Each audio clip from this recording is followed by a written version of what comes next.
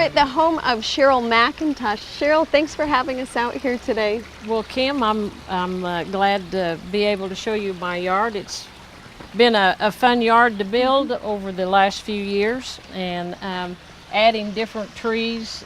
Mainly whenever I moved here 15 years ago, there wasn't a tree on the land, and I wanted to have a bird haven. And I started building with approximately 40 different trees with different varieties of leaves and bark that would show up and be showy, but good for the birds, provided food, shrubs, and got my birds taken care of the first 4 or 5 years with their shelter, and then several years later I added the water features to help. Even though we have the pond back there, they need to have good Brings water. them up closer to the house too. And your landscape's a certified wildscape. Yes, and it so is. Those elements are part of becoming certified. You have to have shelter, food, and water. Okay. So we have that, and I wanted to make it interesting and have varieties, and I've brought in a lot of the weeping trees, the weeping cherry,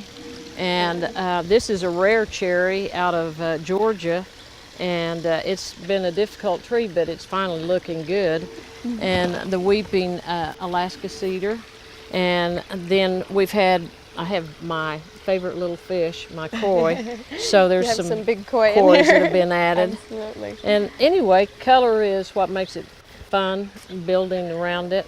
You have a lot of color in your gardens in the back. You want to go look at some of those? That'd be great.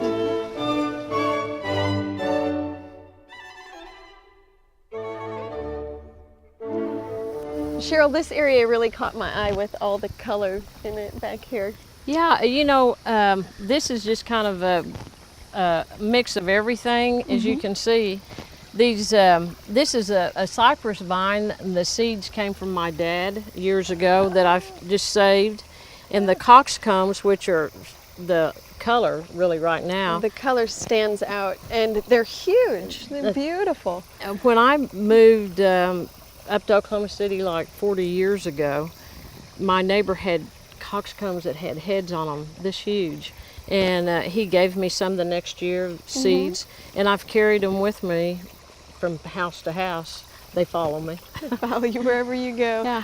You have a couple more of your unique trees in this area as well. This is a blue atlas, weeping blue atlas, with my great horned owl at the bottom, then the weeping cedar of Lebanon. That's a beautiful tree. And I just love that tree. I think it's got so much character. It does have a lot of character. And everything. Yes. So anyway, there's a lot of different shrubs in here that have berries to provide food for the birds, and so we don't have to feed so much. Oh, I noticed you still do that. You have a lot of bird feeders out. Right. You're taking good care of the birds. Part of that bird haven and just doing providing the food and the shelter and so forth, I've been able to see like over 50 varieties of birds in the yard, and some of them make homes here, and they are a complete joy, just to watch. Absolutely. With all the color. And having so many different birds visiting.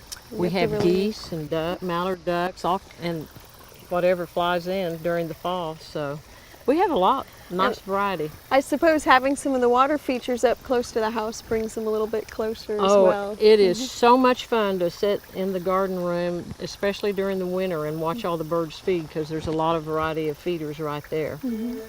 Well, excellent. Well, I really enjoy your garden. Thank you so much for sharing, and everybody's going to certainly be delighted when they come visit on the tour. Well, thank you, Kim. I appreciate it so much. Thanks.